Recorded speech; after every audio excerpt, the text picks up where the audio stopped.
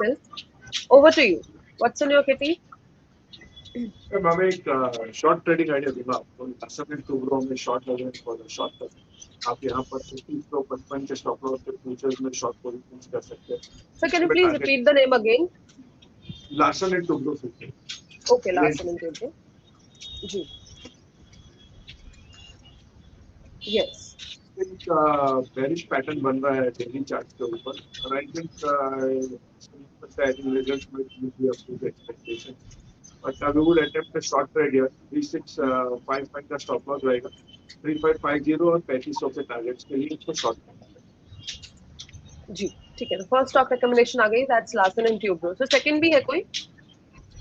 हाँ मैं आपको देता हूँ थोड़ा। जी ठीक है।